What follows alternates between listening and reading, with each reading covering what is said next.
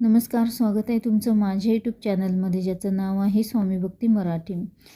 श्रावण महिना सुरू आहे आणि या श्रावण महिन्यामध्ये आपण अनेक उपाय, सेवा या करत असतो. भगवान शंकरांना समर्पित हा महिना आहे आणि या संपूर्ण महिन्यामध्ये भगवान शंकरांच्या जास्तीत जास्त सेवा आपल्याला करायच्या असतात.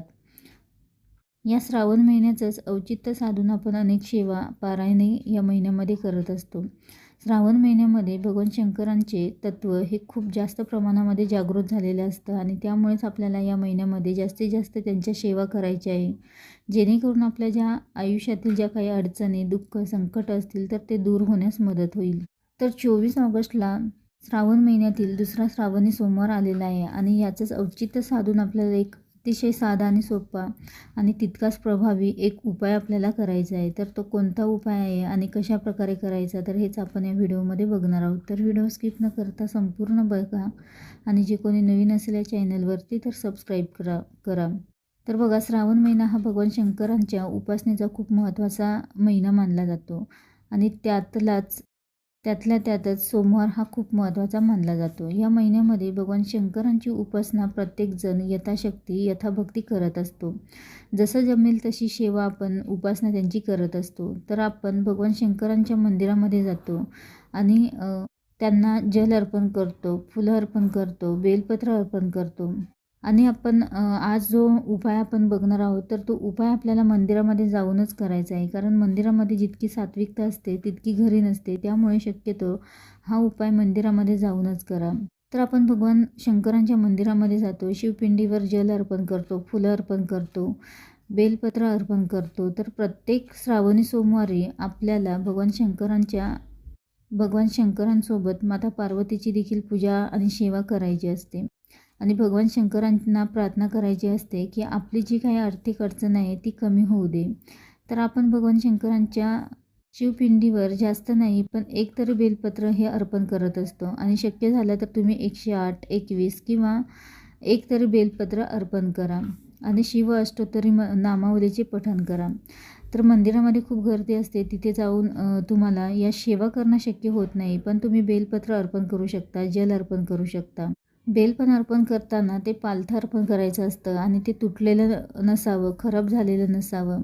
कधीही बेलपत्र अर्पण करत असताना ते व्यवस्थित बघून घ्यावं आणि पालथं अर्पण करावं. बेलपत्राचा जो देठाचा भाग असतो तो आपल्याला काढून टाकायचा असतो. तर या गोष्टी आपल्याला लक्षात ठेवायच्या आहेत. बेलपत्र अर्पण करत असताना ओम नमः शिवाय या मंत्राचा जप करायचा आहे आणि आपण जे बेलपत्र अर्पण करणार आहोत तर ते लक्षात ठेवा आणि तेच बेलपत्र आपल्याला थोड्या वेळ शिवपिंडीवर ठेवून थोड्या वेळाने ते आपल्याला उचलून घ्यायचं आहे. जो आपण बेलपत्र अर्पण केलेला आहे तोच आपल्याला घ्यायचा आहे, दुसऱ्याने अर्पण केलेला घ्यायचा नाही. तर तो उचलून बाजूला ठेवायचा आहे. आपली जी काही सेवा असेल ती सेवा झाल्यानंतर आपल्याला तो बेलपत्र घेऊन घरी यायचं आहे. तुम्ही 2, 3 किंवा 5 या पद्धतीने देखील बेलपत्र घेऊ शकता. म्हणजे तुम्ही तितके जर अर्पण केले असतील तर तितके तुम्ही आणू शकता, तुमची इच्छा असेल तर. नाहीतर एक जरी आणला तरीही काही हरकत नाही. तो घरी आणल्यानंतर आपल्याला तो कोरडा करून तो आपल्याला आपल्या तिजोरीमध्ये किंवा पाकिटामध्ये ठेवायचा आहे. तुम्ही 2-3 आणले असतील तर एक तिजोरीमध्ये ठेवा, एक तुमच्या पाकिटामध्ये किंवा तुमच्या मिस्टरांच्या पाकिटामध्ये ठेवायला सांगा. आणि तुम्हाला मंदिरात जाऊन ही सेवा करणं शक्य झालं नाही तर तुम्ही अगदी घरी देखील करू शकता, पण शक्यतो मंदिरामध्ये जाऊनच ही सेवा, हा उपाय करा.